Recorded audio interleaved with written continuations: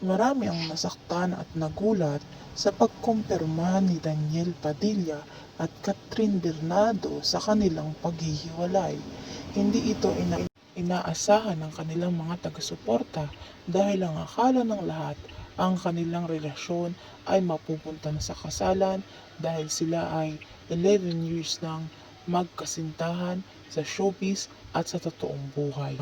Kaya labis na nalungkot ang mga taga-suporta ng Katniel sa kanilang pagkumpirma na sila ay tuluyan ng naghiwalay. Lahat ng taga-suporta ng Katniel ngayon ay talagang naglulus sa nangyari ito sa kanilang relasyon.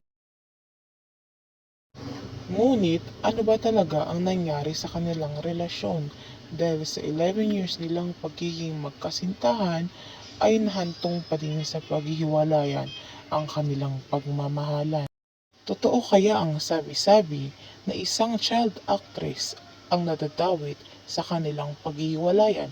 Ito kaya ay si Andrea Brillantes. Totoo kaya na siya ang dahilan sa paghihiwalay ng Katniel na si Catherine Bernardo at Daniel Padilla? Narito ang ilang mga screenshot ng post ni Catherine Bernardo sa kanyang Twitter tungkol sa kanilang relasyon ni Daniel Padilla na labis na ikinalungkot ng lahat ng fans ng Katniel para din sa ikalilinaw ng lahat. I've been in showbiz for almost 21 years now, 12 years as the one half of Katniel and 11 years as someone who loved DJ even behind the camera. I didn't grow up in this industry constantly being controlled and dictated on. I was lucky to have had the best guidance and support system when I started my career, and I've continuously worked hard to earn people's trust. But since I became an adult, I took it upon myself to take the charge of my own life, the projects I work on, the way I dress, the people I surrounded myself with. I've always tried to be my own person. I was encouraged to think for myself and decide for myself, even when it comes to love, especially when it comes to love. I promise to never lose myself in this industry, so I've always been as authentic to you as I can be.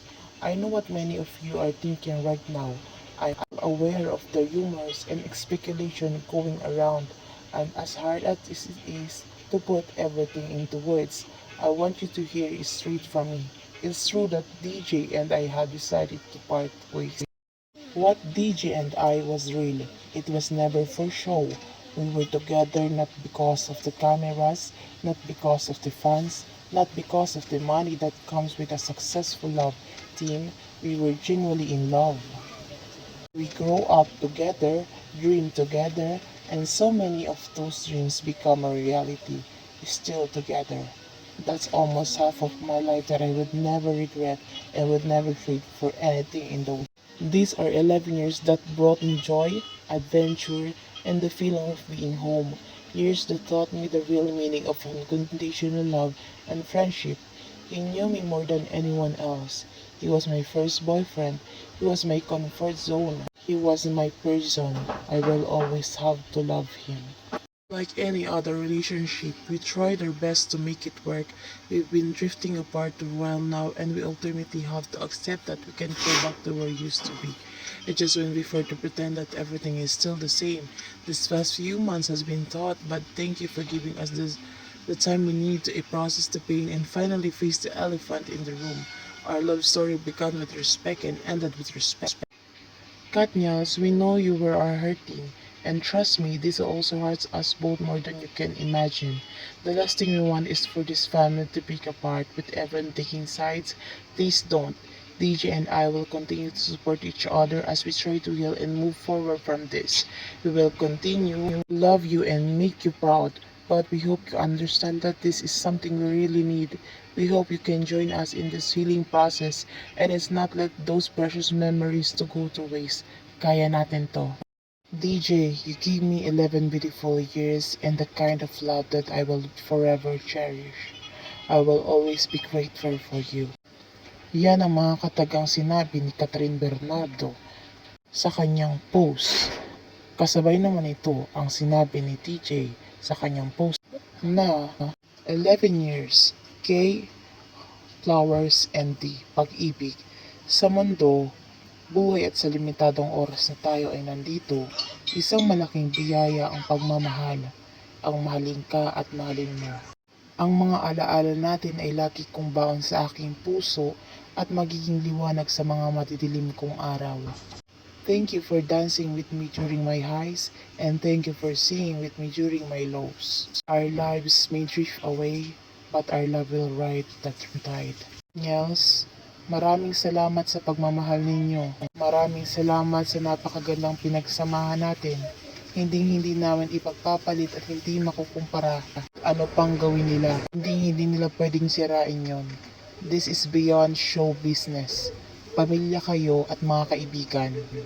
Magiging mahirap pero kailangan natin yakapin ang kinabukasan. I pray for us to grow and heal. Bal, ang pagmamahal ko sa iyo ay walang hanggan at walang katapusan. Kumakalat naman ang balibalita na si Carla Estrada na ina ni Daniel Padilla ay pinangunahan pagko-confess ng dalawa na sila ay walay na. Yan ang sinabi ng isang Christopher Nin.